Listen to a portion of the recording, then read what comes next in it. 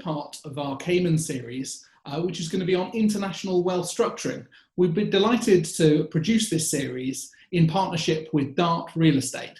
We're going to have a discussion in a moment, which is going to be chaired and moderated by Henry Mander from Harney's. We're also going to feature Sean Warnock-Smith, QC, and Richard Grasby to add to the debate.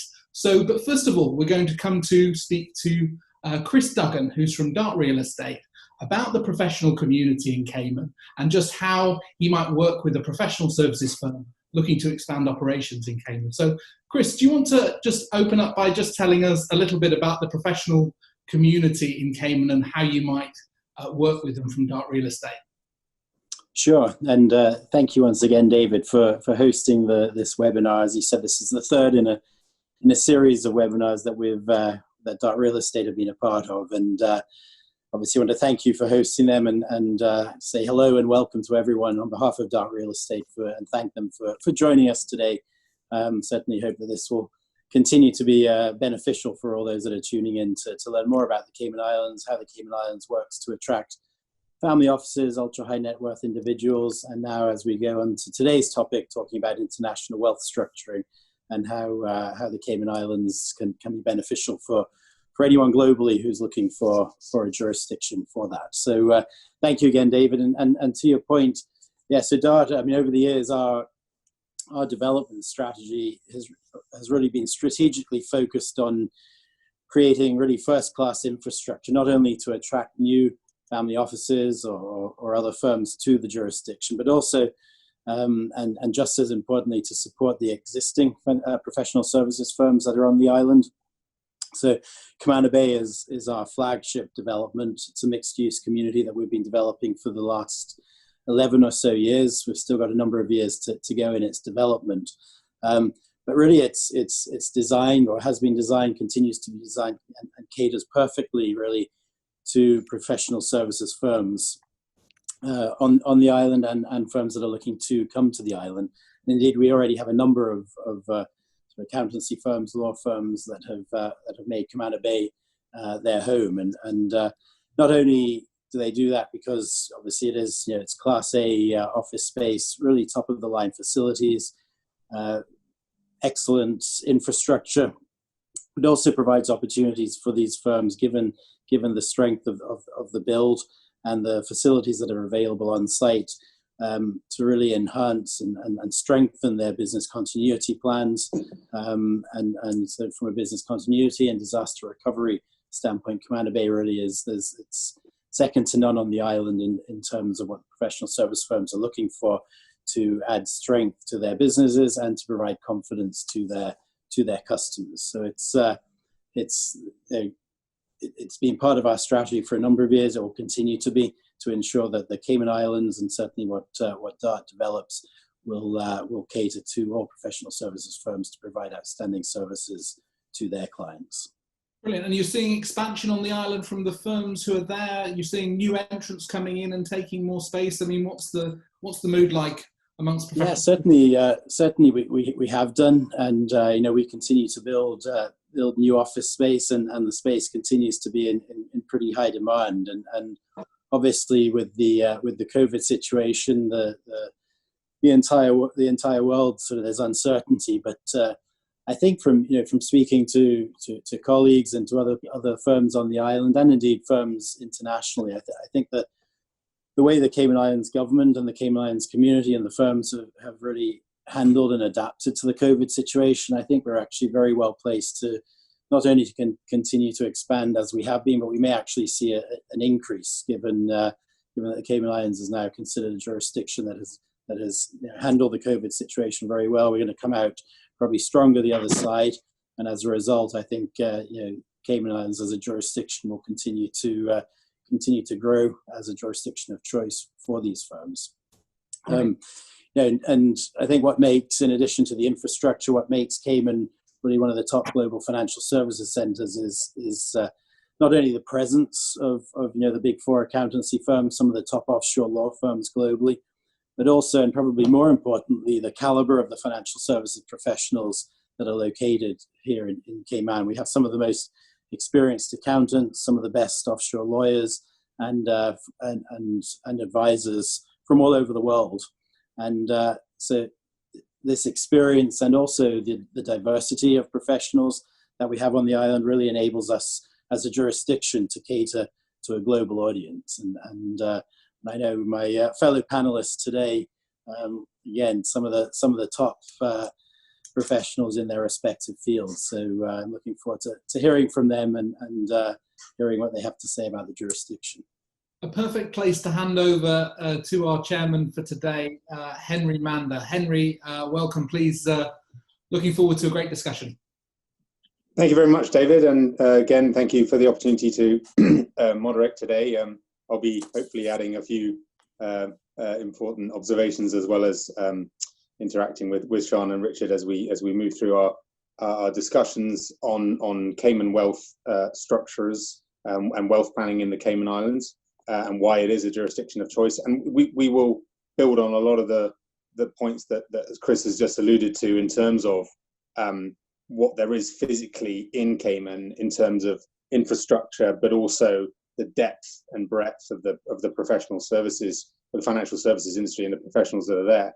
I mean, I've had the privilege to live in Cayman for almost 10 years. And ever since I've lived there, I've always been impressed with the way that the financial services industry has evolved and adapted in what is, an ever-changing world of regulatory pressures and other international movements. And it's, I think, not only the financial services industry as a whole, but it's the private client sector within that has always been important. And I think both public and private sector recognize that. And you will see that Cayman has retained its international appeal, and it's never ceases to amaze me that we see incredibly high value trusts that have been set up either recently or many years ago from wealthy families in almost all corners of the world. I think we may, with Richard being on the panel, be speaking a lot about or a bit about Asia. A lot of my personal experience and what I deal with is in LATAM.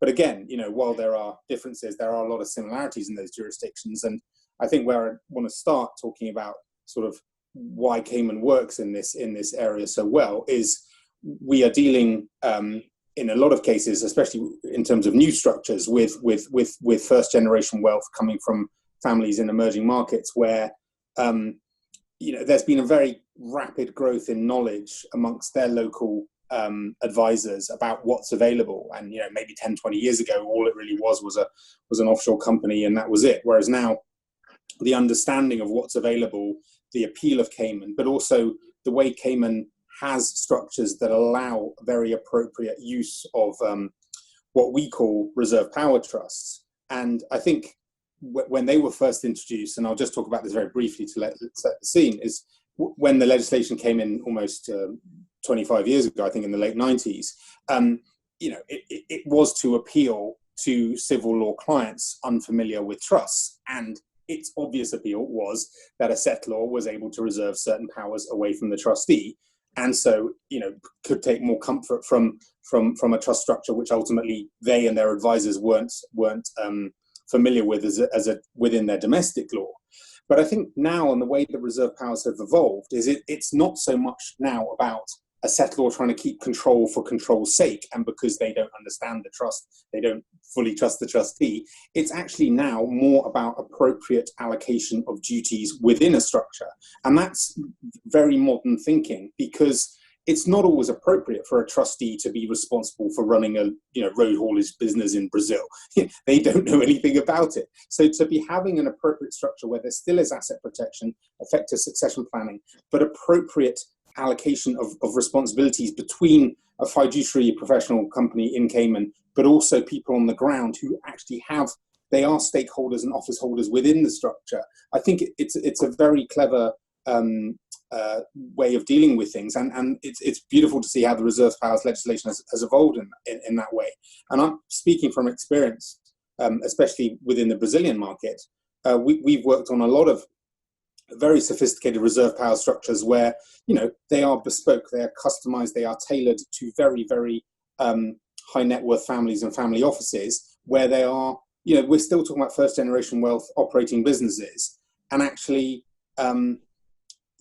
Cayman has the ability, we have the trustees on the ground, the lawyers on the ground, the accountants, and we can work with the family offices and advisors to the families, say in Brazil, to really develop excellent bespoke structures that are really modern, sophisticated, and I would say Cayman is the leading jurisdiction for that.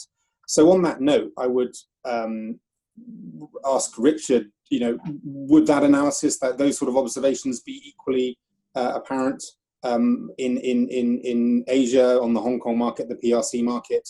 What would you see that things are different, and how does sort of Cayman fit into sort of families that are really looking at this kind of structure for the first time, and with sort of probably first generation wealth? Thank you, Henry, and thank you, PCD. I think most of the points that Henry just mentioned would resonate here in Asia. I mean, you've got first generation wealth. You've generally got very successful business people who are used to being in control. Tax is not the same driver in many emerging markets as it is in more developed markets. So you've got much more freedom for your planning. But likewise, things like probate aren't particularly warranted. Publicity isn't warranted. Effectively, we've got the Cayman structures that were put together. As Henry mentioned, in 1998, the Reserve Powers legislation, and it was very successful as a sort of shopping list for the clients, where they could see on paper that powers could be reserved or granted to other people. Now, whether that was perfectly possible beforehand, but actually having it on paper was a very, very successful marketing strategy for Cayman structures. At the same sort of time in Asia, Cayman was becoming very popular, particularly in Hong Kong, for listing vehicles. The earlier structures were Bermuda, but Bermuda was seen in the mid-90s as being more expensive and more complicated than Cayman. And certainly ever since the mid-90s, Cayman has been the listing jurisdiction of choice. And once you've got your structures in Cayman for your IPO, then you're familiar with that jurisdiction, you're familiar with the advisors. There must be 200 or so Cayman lawyers across Hong Kong and Singapore. There are the majority of the companies listed on the stock market, and therefore you've got the Cayman attraction. So I would agree with that summary. Obviously Cayman has been a leading jurisdiction in terms of the market out here. Also, it's important to note that the Cayman trust industry developed from the private banking industry. It didn't develop from the company and corporation industry. Therefore, wealthy clients with portfolios of assets is what the trust structures were originally designed for, particularly from emerging markets across the world. So I think that would be very resonant in Asia. In terms of the PRC, obviously it's a much newer wealth. Wealth in the hands of individuals is a relatively new phenomenon, but we are seeing the same sort of thing. We are seeing the desire to, have succession planning with some sort of structure subject to exchange controls and the like. But in terms of internationalization, then Cayman would be to the forefront. Thank you, Richard. And I think a point that would resonate with Sean is the appropriateness of the way in which powers are reserved away from a trustee, and how one can effectively ensure that a trustee is still discharging their duties to the appropriate standard of care. And I suppose obviously there's been some fairly recent case law on anti-Bartlett provisions. And Sean, how would you sort of describe the best way, in light of that case, and maybe a quick summary would be helpful, how, in light of what was decided in that case, how one should approach the delicate topic of looking at reserving powers away from the trustee and introducing other office holders? Yes, thank you, Henry. As you say, it's a subject which is rather close to my heart, thanks to some close involvement with the case to which you refer, and which I'll talk about in a minute. But perhaps I can preface my remarks by saying that in relation to Cayman as a jurisdiction, we'll say a bit more about this later, I can speak from my own experience, because I'm a comparatively unusual Cayman lawyer in the sense that I'm a London barrister relocated to Cayman and still operating essentially as a barrister, not in a law firm. So in that capacity, I have the opportunity to travel around the world to all sorts of jurisdictions to appear in court to advise clients, to meet people, and so on. And so that puts me in a very strong position, I think, to comment on and endorse what has already been said about the strength of Cayman as a jurisdiction. We chose it as a location, as what we rather grandly call our global hub, not merely because it's the most attractive place to live, but also because of the strength of its judiciary, the strength of its professional core, lawyers, accountants, and so on. This was the obvious choice. And so from personal experience, I can wave the flag, as it were, for Cayman as a base for the discharge of professional services, and also as being an absolutely wonderful place to live. Chris didn't mention it, but there's also some wonderful shopping at Cayman Bay.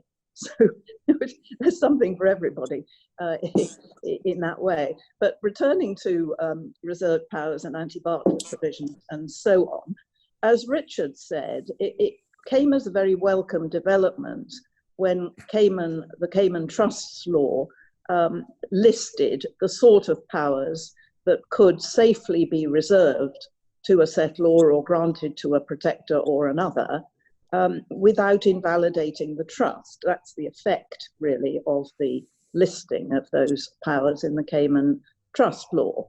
Now, that has an importance because many of our viewers will know of the Pugachev decision in London 18 months, 2 years ago, in which an English judge took a pretty poor view of some extensive powers which have been reserved to a protector, in that case, protector stroke settlor, in relation to some New Zealand trusts. And New Zealand did not have, and does not have, I think, and still, reserved powers legislation in the same way that Cayman does, and certain other jurisdictions do too. That meant that the English judge was able essentially to say that the whole of the trust fund still belonged to the settlor. Now, that would simply be impossible as a finding, I think, under Cayman law, because of our reserved powers legislation, and probably because it was an incorrect decision anyway, but that's a subject for a whole other lecture. And so to have a list of powers that you can safely reserve, and it's a fairly conservative list of powers as these things go, that being the general approach in Cayman to the amendment of the trusts law. We'll come back, Henry, I think, to that a little bit later in our discussion. But one of the things that appeals to me about the development of Cayman trusts law in a statutory form is that it adopts a fairly conservative approach to introducing changes. It is not a jurisdiction which follows slavishly fashion. Careful consideration is given to how the law should develop through statute, leaving aside how it develops through cases. And so what we've got is a proper list of powers, which are the sort of things that a settlor might want to reserve, but could reserve safely. Now, picking up on what Henry said earlier about bespoke structures, that is absolutely music to my ears and has been a notable development over the last few years. There are many fewer, I think, absolutely bog standard trusts being settled out there without regard to the specific circumstances of the family involved, and many more properly constructed bespoke structures which take account of the sort of balance of power that Henry spoke of, the balance of power between perhaps the settlor, protectors, beneficiaries, underlying companies, and so on. Now, so far as anti-Bartlett provisions themselves are concerned, many of our viewers will know what an anti-Bartlett provision is, some may not. It's the sort of provision in a trust that says that the trustee need not get involved in the affairs of the underlying company, the shares of which are held in trust. And that is a very frequent feature of practically every trust that you will pick up. The anti-Bartlett provision coming in all sorts of shapes and sizes. Some of them are rather brief and leave questions to be answered. Others are much more specific and highly tailored, and that was the case. What was the position in the recent case of Zhang and Ji and DBS trustee, of which many will have heard. That was a case which went to final appeal in the Court of Final Appeal in Hong Kong last October. I was fortunate enough to be able to appear as leading counsel for the trustee in that case. So we managed to overturn findings at first instance and in the Court of Appeal that this particular trustee had been guilty of breach of trust for allowing the settlor, in her capacity as the investment advisor to the underlying investment company, to conduct the investments that she had in fact conducted and which did not produce the profit that she had hoped that they might. The Court of Final Appeal looked carefully at the anti-Bartler provision in that case, which effectively told the trustee that it had no power to interfere with the affairs of the underlying company. It said that the trustee shall not interfere or get involved at all in the affairs of the underlying company. And on that plain wording, the Court of Final Appeal agreed that the trustee and indeed the directors of the underlying company, for different reasons, were not liable for breach of trust when losses were suffered to the investments in the underlying company. Now, if you don't have a top-level anti-Bartler provision of that kind, which we now know how to read properly, then it's all the more important to consider your reserved powers position. I think what now has to happen is that you either have a top-line anti-Bartler provision that says, if this is what you want, that the trustee shall not get involved in the affairs of the underlying company, or you make sure that you have a number of reserved powers which make it absolutely plain where the balance of power lies. And that's where the bespoke nature of modern trusts comes in. You really do have to consider, I think, in each case, what the settlor and what the beneficiaries and the trustee want. Where is responsibility, for example, for underlying companies and their operations to lie? And I think insufficient consideration has been given to that in the past. Thank you very much, Sean. And it was a very welcome result, which I think has made the life of trustees much more pleasant, and they're sleeping better at night. And I think, as you say, it all goes to the fact some may be. It all depends what your anti-Bartler provision says. But it all goes to if we are talking about tailored and customized trusts and the type of trust that we now see in Cayman, because the overall values of that the families are putting into these trusts are so vast that you have to, take your time, and there's different professionals, both offshore and onshore, that will take into account all elements of the trustee. But in the knowledge that if the matter ever comes before the court, and we'll talk about a little about the Cayman courts shortly, that it will be interpreted on its facts, on what is stated, and so clear and appropriate drafting is the way to go. Anyway, and slightly shifting gears here, I think no conversation about wealth structuring is complete in the current circumstances without discussion about philanthropy, perhaps the attitudes of the next generation to investments, and generally how one can support philanthropic causes through structures. And I think Cayman, certainly I've seen a number of charitable philanthropic vehicles set up in recent years, and again, it comes with the territory now of acting for these families. Maybe it will be part of a trust, or there'll be a separate vehicle segregated for philanthropic causes. And I think we have seen use of foundation companies, which is again something we'll come back to briefly, as a vehicle for charitable charitable giving by ultra high net worth family. But also when things are slightly more complicated than that, and you just don't want a pure charitable vehicle, because there might be things that are, although beneficial to the society or public as far as the family is concerned, they might not be charitable under the pure legal definition. So this is where the Star Trust, again, and no conversation about wealth structuring in Cayman would be complete without discussion of the Star Trust, where, just as a brief background, one of the key features is the ability to combine both charitable and non-charitable objects in a trust, such that one can have charitable objects and non-charitable objects together, as well as purposes and beneficiaries. So there's a real, again, going with the bespoke, tailored fashion of the structures we're talking about. STAR fits very, very, very well within that. And again, coming in that period in the late 90s, where it really sort of set out the stall for Cayman as, you know, a jurisdiction for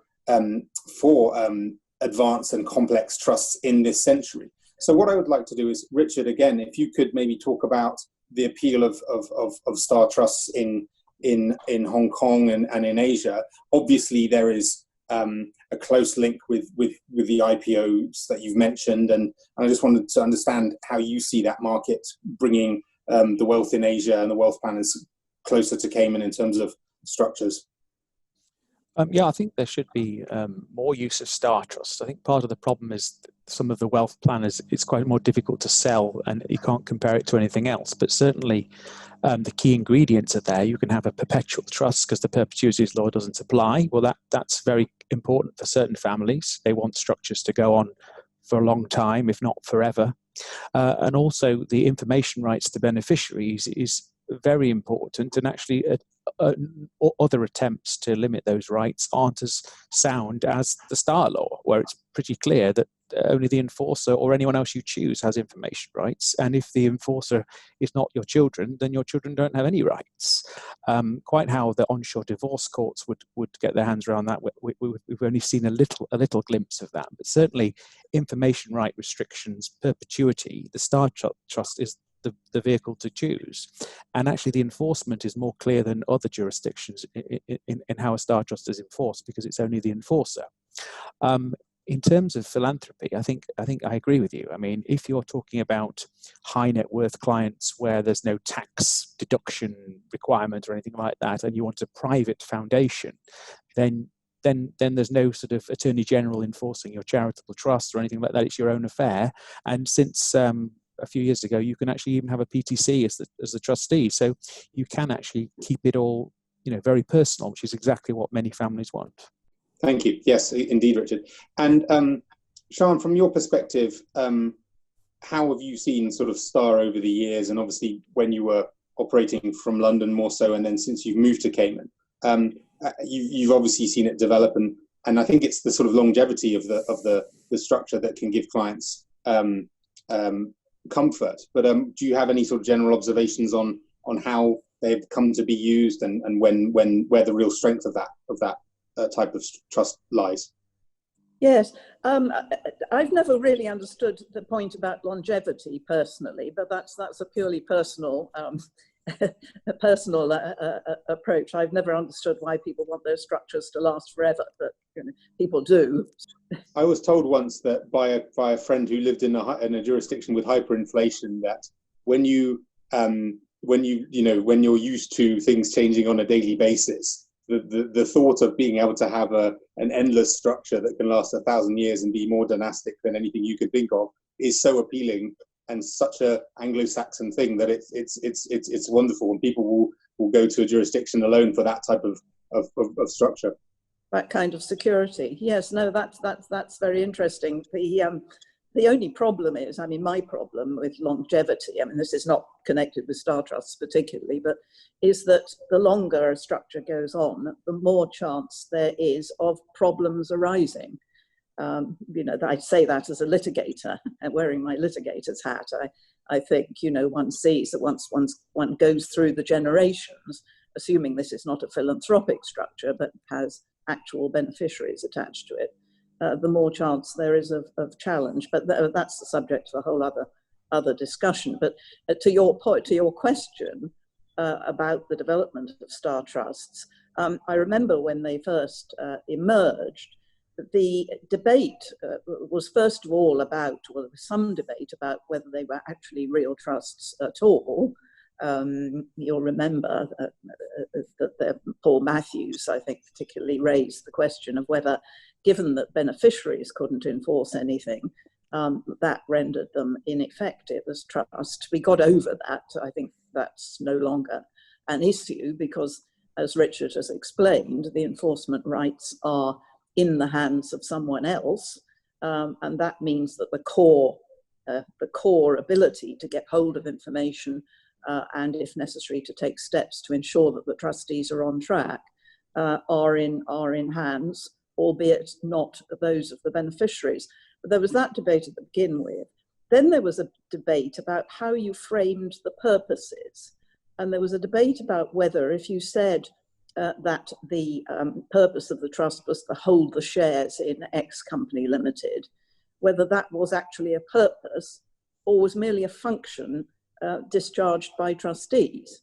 So people's drafting of the purposes got more and more elaborate and unrealistic in many cases, I think, because one ended up with a series of star trusts which said, well, the purpose of the trust is to encourage the effective management of the underlying company and things like that, when the real purpose was that the trustee should stay out of the underlying company.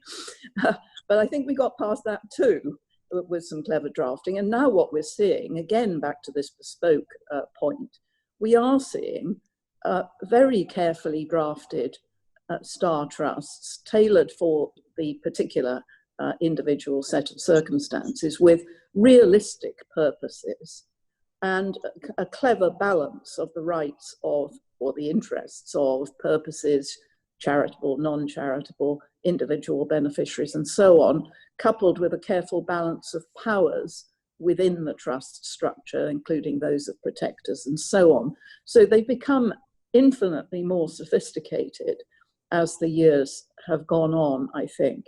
A tribute to their success, though, is that almost nothing in relation to star trusts has ended up in the Cayman court, or indeed in a court anywhere else, subject to the point about matrimonial issues in the UK, which still remains to play out, I think.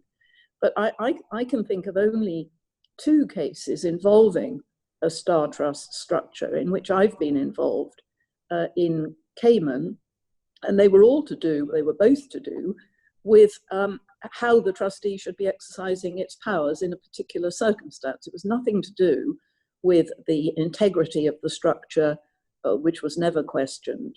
And so one would expect, after a considerable length of time now that these have been in existence, that if they were going to give rise to particular problems, they would have emerged.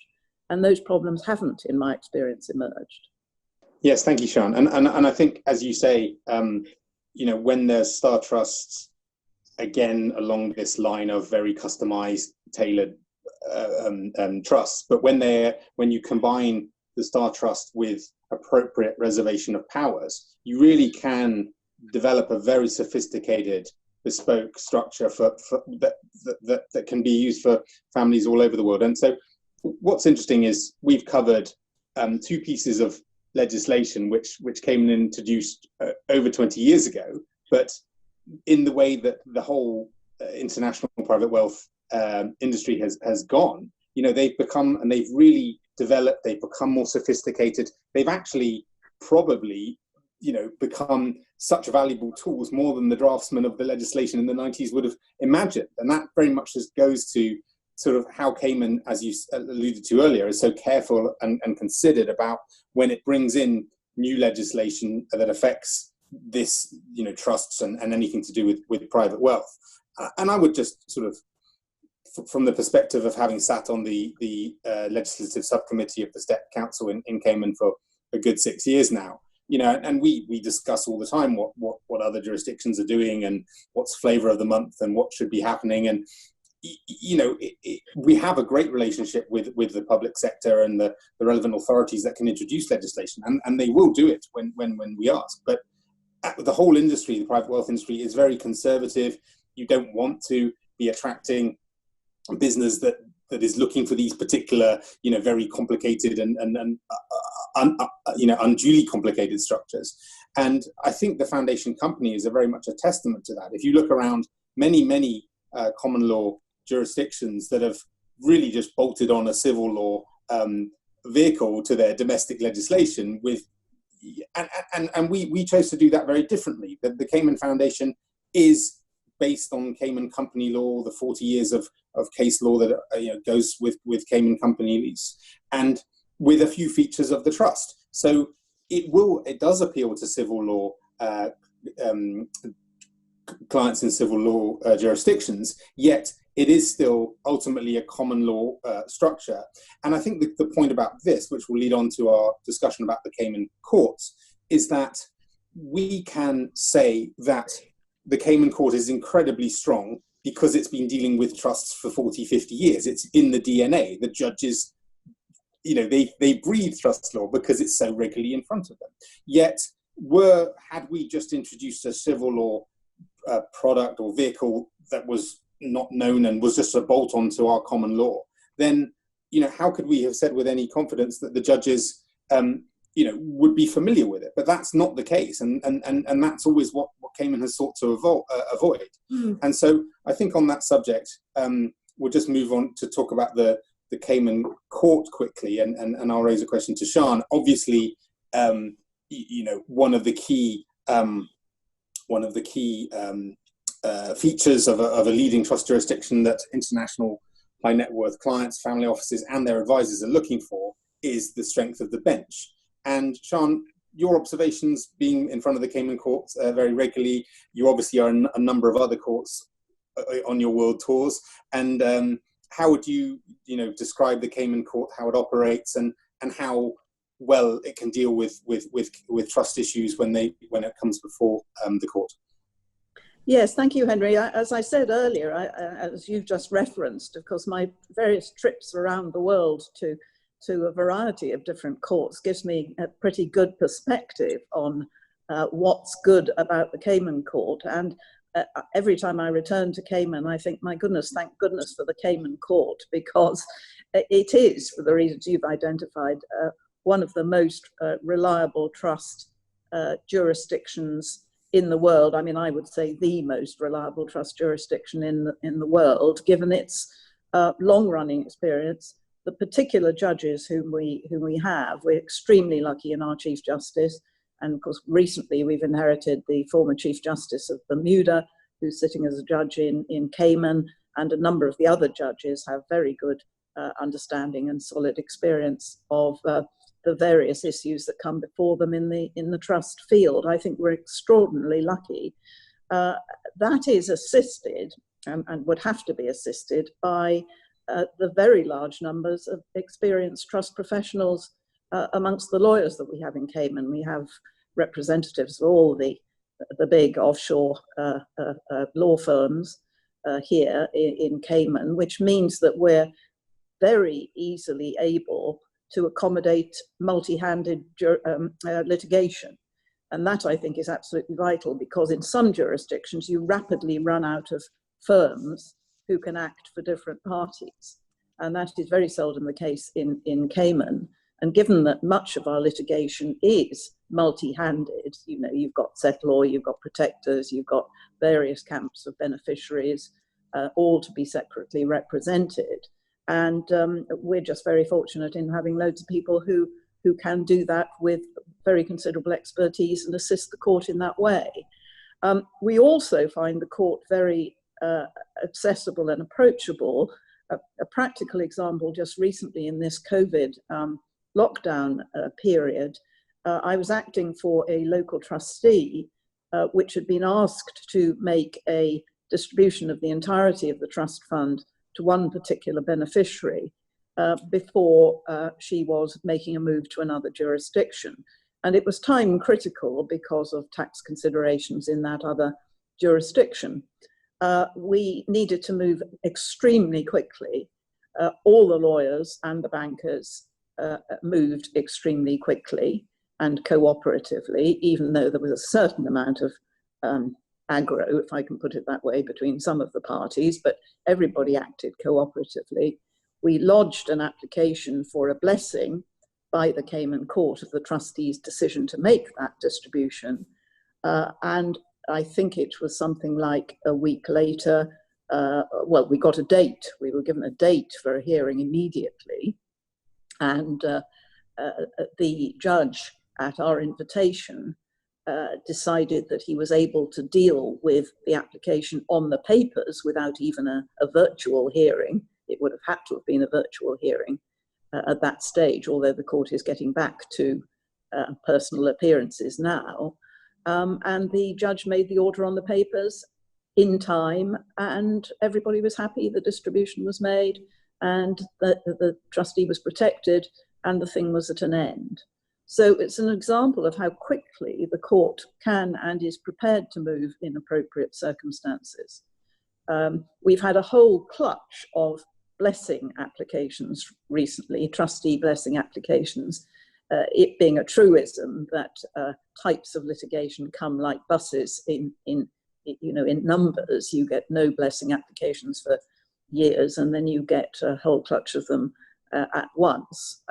And they've all been dealt with, or are being dealt with great efficiency and profound understanding by the court of this sort of the sort of implications that they carry and the kind of approach that the court should be adopting. Yes, thank you very much, Sean. That was a very helpful summary. And I think, one can't, if I made a observation of when I moved offshore 10 years ago and doing jurisdictional comparisons between various jurisdictions for lawyers of ultra high net worth families, and the questions 10 years ago were very simple. They're about perpetuity periods and whether PTCs were available, and they didn't really ask too many questions about the court. But I think now, with the development of case law and people being more aware of worldly structures, that with the best will in the world, there may always be litigation. A trustee may need to make a blessing application. There may be a construction issue with the trust. And so I think even when we're looking to set up trusts, families that hope they never will end up in court understand there's a realistic prospect of that. And so having the assurance of the court, as you've dealt with, is such a key feature when people are looking at different jurisdictions. I'm so glad you say that, Henry, because it's been a hobby horse of mine for years that what clients should be asking when they're setting up their structures is, one of the most important things is to ask is, are there lots of good lawyers available? Can I get in my own team if I want to? Because one of Cayman's advantages, almost unique in the world, is that you can still get a London Silk over to appear in your case if it's an appropriate thing to do with relative ease. Most other jurisdictions are much more difficult to get your overseas leader QC in to do it if that's what you want. And I do think that's a real selling point for Cayman. Not only does it mean that standards are very high and maintained at a very high standard, but it is of comfort to clients to know that somebody who may have been advising them in another jurisdiction in London, from London, let's say, for some time, is able to come and appear in court. Sorry, I just wanted to add that one of the advantages of the Cayman court is that it's got a history of high-value, complex cross-border jurisdictional issues, where the Cayman court has had to grasp forced heirship in Greece or Sharia law in the Middle East and come up with very internationally regarded judgments. Obviously, with Chris's work, there might be more high net worth clients who are actually on island, but the vast majority of the decisions have to grasp other jurisdictions, tax, inheritance, divorce, and Cayman comes out shining, unlike other jurisdictions where it's slightly more domestic. Yeah, indeed, I think that's absolutely right, Richard. Yeah, no, indeed, I agree with all those points, and I think it comes back to the very issue that any jurisdiction can hire a world-leading QC or draftsman to draft fantastic trust law. But in reality, what our clients are going to endure and witness is how the trust is administered and dealt with in all these different ways. And I think that's obviously the court is one facet of it, the variety of the offshore law firms that are there on the ground, but also all these other professionals. And I think, as Chris alluded to earlier, all the big four accountants being in Cayman, and the variety of trust companies that we have, from the institutional to the bank, the smaller independently owned. And I think all of this comes together to bring together a perfect storm of how a trust should be properly administered and managed. And I think in the current era and sort of the final issue I think we'll talk about today is linked to the development of the concept of economic substance and the importance of mind and management in the jurisdiction, that, you know, the Cayman is a real place with real office buildings and fantastic infrastructure, and we're very lucky to have had DART's investment in such an array of different types of property that's in Camana Bay and elsewhere.